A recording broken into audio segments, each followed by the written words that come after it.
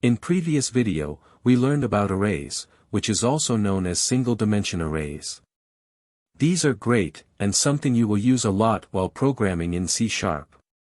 However, if you want to store data as a tabular form, like a table with rows and columns, you need to get familiar with multidimensional arrays.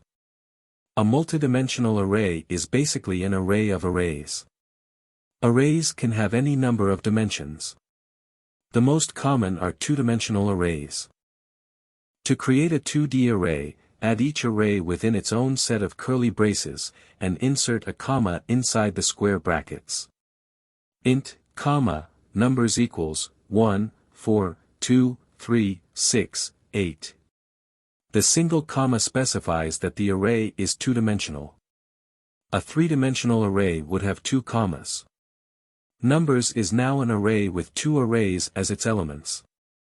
The first array element contains three elements, 1, 4 and 2, while the second array element contains 3, 6 and 8. To visualize it, think of the array as a table with rows and columns. To access an element of a two-dimensional array, you must specify two indexes, one for the array, and one for the element inside that array. Or better yet, with the table visualization in mind, one for the row and one for the column. This statement accesses the value of the element in the first row, 0, and third column, 2, of the numbers array. Int, comma, numbers equals, 1, 4, 2, 3, 6, 8. Console.writeLine, numbers, 0, 2.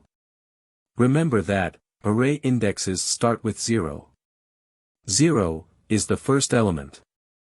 1 is the second element, etc. In the below example, the value of a two-dimensional array can be accessed by index number of row and column as row index, column index. So, 0, 0, returns the value of the first row and first column and 1, 1, returns the value from the second row and second column. Now, let's understand the three-dimensional array. The following declares and initializes three-dimensional arrays. As you can see in the below example, 1, 2, 2, of ARR3D1 specifies that it will contain one row of two-dimensional array, 2, 2. ARR3D2 specifies dimensions, 2, 2, 2, which indicates that it includes two rows of two-dimensional array of 2, 2. Thus, the first rank indicates the number of rows of inner two-dimensional arrays. In the same way, you can declare and initialize four-dimensional, five-dimensional array, and up to 32-dimensional arrays in C#. You can also change the value of an element. The following example will change the value of the element in the first row, 0, and first column, 0. Loop through a 2D array.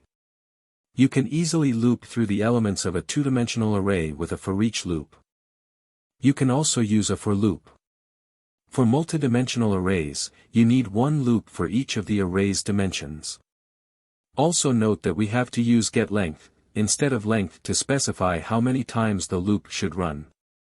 In next video we will discuss about string. If you have any doubts or suggestion, please let us in comments. Thanks for watching.